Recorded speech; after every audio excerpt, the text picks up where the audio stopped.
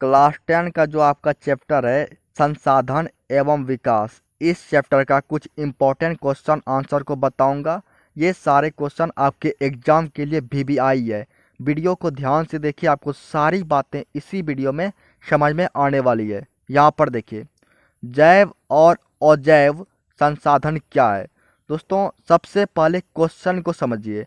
आपको examiner question दे देगा जैव संसाधन और अजैव संसाधन में क्या अंतर है, तो उस समय कंफ्यूज नहीं होना है। देखिए मेन बात पर फोकस कीजिए।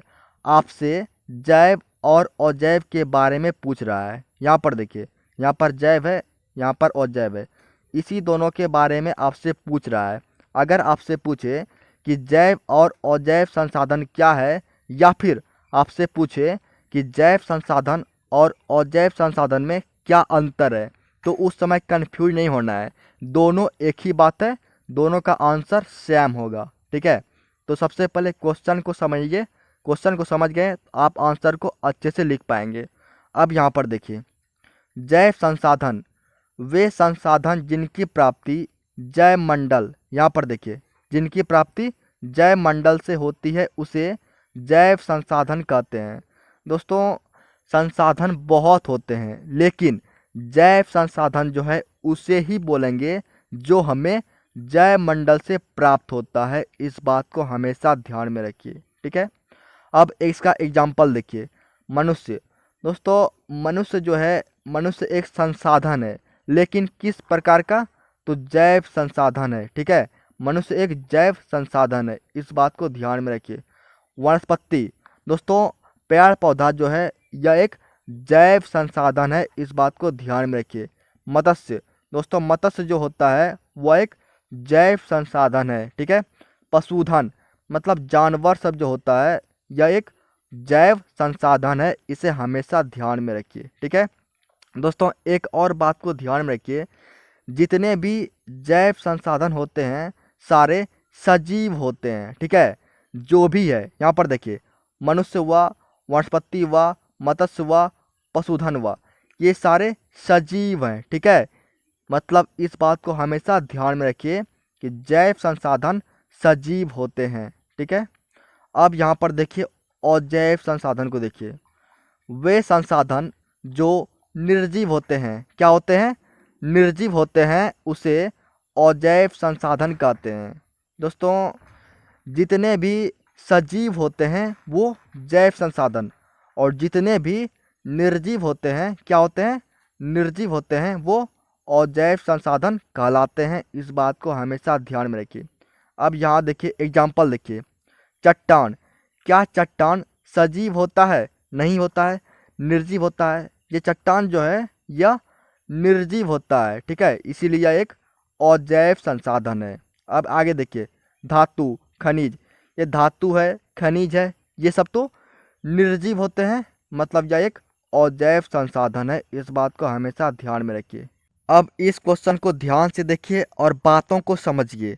मृदा अपरदन को किस प्रकार रोका जा सकता है। ठीक है, विभिन्न उपायों को लिखिए। दोस्तों क्वेश्चन के मेन बातों पर फोकस कीजिए।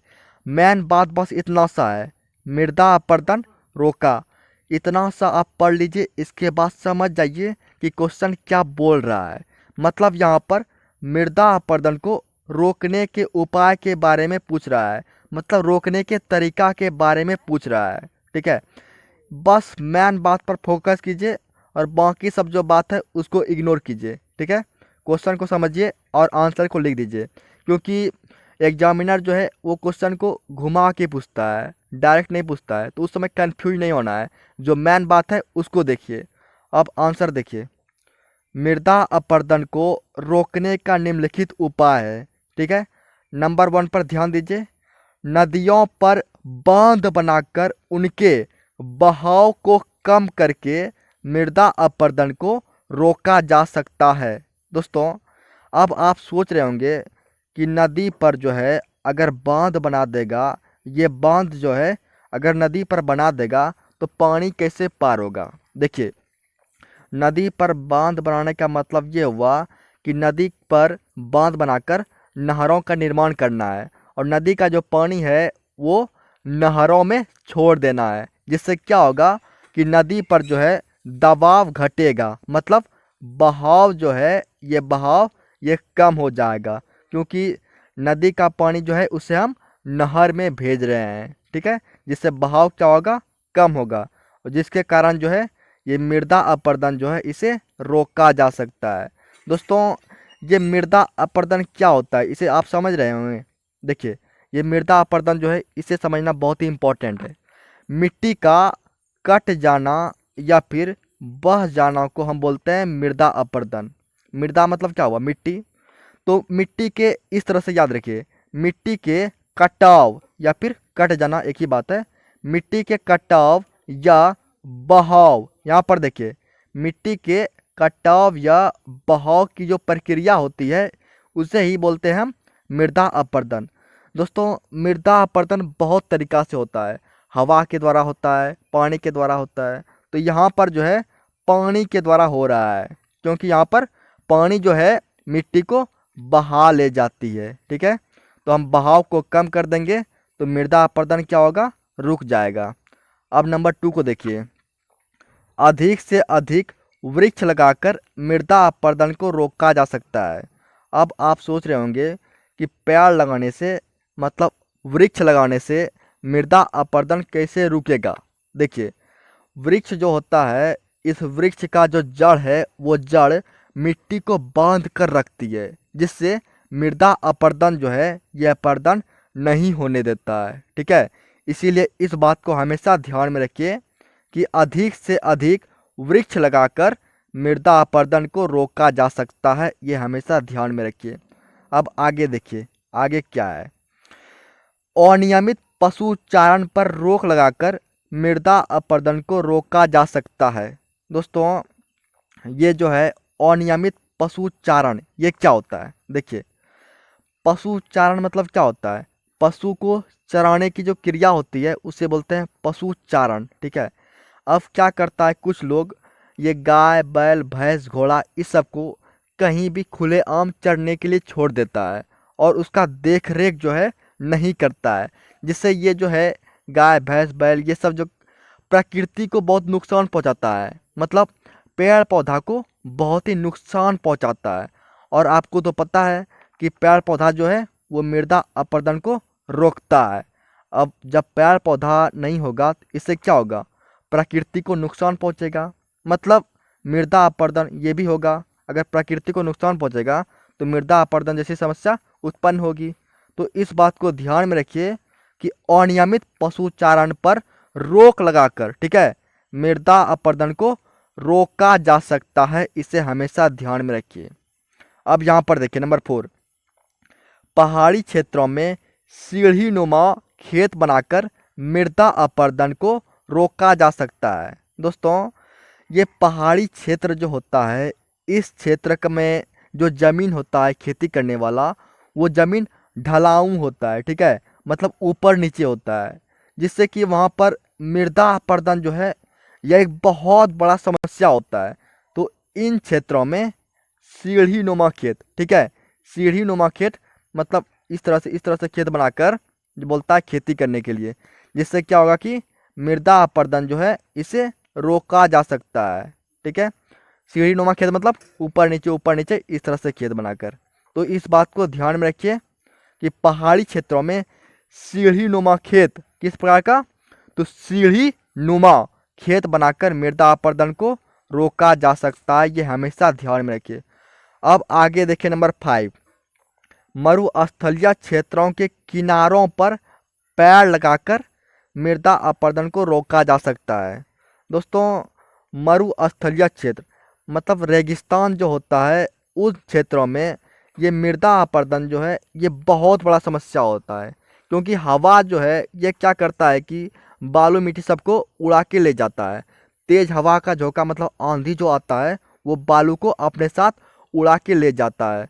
तो वहाँ पर मृदा अपरदन जो है ये बहुत बड़ा समस्या होता है। तो उन क्षेत्रों में क्या करना चाहिए, तो पेड़ लगाना चाहिए, मतलब वृक्ष लगाना चाहिए। इस वृक्ष लगाने से क्या होगा, तो मृदा अपरदन जो है यह अपरदन रुक जाएगा, ठीक है। तो इसे अच्छे से एक बार पढ़ लीजिए कि मरुस्थलीय क्षेत्रों में, यहाँ पर देखिए, मरुस्थलीय क्षेत्रों के, ठीक है, किनारों पर पेड़ लगाकर मृदा अपरदन को रोका जा सकता है, इसे ध्यान में रखिए। अब इस क्वेश्चन पर ध्यान दीजिए। संसाधन नियोजन से आप क्या समझते हैं? ठीक है, संसाधनों का नियोजन क्यों आवश्यक है? दोस्तों यहाँ पर आपसे संसाधन नियोजन के बारे में पूछ रहा है कि ये संसाधन नियोजन ये क्या होता है, इससे आप समझते क्या हैं, ठीक है, और साथ साथ ये भी पूछ रहा है कि संसाधन नियोजन क्यों आवश्यक है। तो इसका आंसर देखिए, संसाधनों का विवेकपूर्ण उपयोग संसाधन नियोजन कहलाता है। दोस्तों यहाँ पर देखिए, संसाधनों का अगर आप विवेकपूर्ण उपयोग करते हैं, मतलब बुद्धि से इसका उपयोग करते हैं, तो इसे क्या बोलेंगे? संसाधन नियोजन बोलेंगे। ठीक है, संसाधन नियोजन किसी भी राष्ट्र के विकास के लिए आवश्यक होता है। दोस्तों ये जो संसाधन नियोजन है ये हमारे जीवन में बहुत ही महत्वपूर्ण है, क्योंकि संसाधन नियोजन जो है ये किसी भी राष्ट्र यानी देश के विकास के लिए आवश्यक होता है। ठीक है, तो इसे याद रखिए। अब आप यहाँ पर देखिए, संसाधनों का नियोजन अत्यंत आवश्यक है। दोस्तों हमारे जीवन में संसाधनों का नियोजन होना बहुत ही आवश्यक है, मतलब अत्यंत आवश्यक है। ठीक है, नंबर 1 पर ध्यान दीजिए। संसाधन सीमित है लेकिन इसका उपभोग ज़्यादा है, अतः नियोजन आवश्यक है। दोस्तों ये संसाधन जो है ये संसाधन सीमित है, ठीक है, इसका भंडार जो है वो सीमित है, लेकिन संसाधन का उपभोग जो है यानी यूज जो है, इसका उपयोग जो है वो बहुत ज़्यादा है। इसीलिए संसाधन का नियोजन अत्यंत आवश्यक है, इसे ध्यान में रखिए। ठीक है, अब आगे देखिए, विवेकपूर्ण उपयोग के लिए संसाधन नियोजन आवश्यक है। दोस्तों लोग बुद्धि से, मतलब विवेकपूर्ण ढंग से संसाधन का उपयोग करें, इसके लिए संसाधन नियोजन जो है ये अत्यंत आवश्यक है, इसे ध्यान में रखिए। ठीक है, अब देखिए, कुछ संसाधन अनवीकरणीय है, अतः संसाधन नियोजन आवश्यक है। दोस्तों कुछ संसाधन जैसे कि कोयला को ले लीजिए। सबसे पहले ये समझिए कि अनवीकरणीय क्या होता है। दोस्तों आपने अनवीकरणीय संसाधन के बारे में पढ़ा होगा। अनवीकरणीय संसाधन किसे बोलते हैं? देखिए, वे संसाधन जो एक बार उपयोग करने के बाद समाप्त हो जाता है उसे बोलते हैं अनवीकरणीय संसाधन, मतलब जिसे पुनः प्राप्त नहीं कर सकते हैं। जैसे कि कोयला को ले लीजिए। ठीक है, देखिए ये कोयला है, इसको जब हम एक बार उपयोग करेंगे तो ये समाप्त हो जाता है। ये कोयला जो है इसका एक बार, मतलब इसको एक बार उपयोग करने के बाद ये ख़त्म हो जाता है, समाप्त हो जाता है, मतलब यह एक अनवीकरणीय संसाधन है। इसीलिए संसाधन का नियोजन अत्यंत आवश्यक है। दोस्तों इस चैप्टर में और भी वीवीआई क्वेश्चन हैं जो बार बार पूछे जाते हैं। दोस्तों अगर आप नए हैं तो चैनल को सब्सक्राइब कर दीजिए, ताकि जब भी मैं वीडियो अपलोड करूं तो आपके पास पहुंच जाए, और वीडियो को लाइक कर दीजिए, इससे हमको मोटिवेशन मिलता है। Thank you.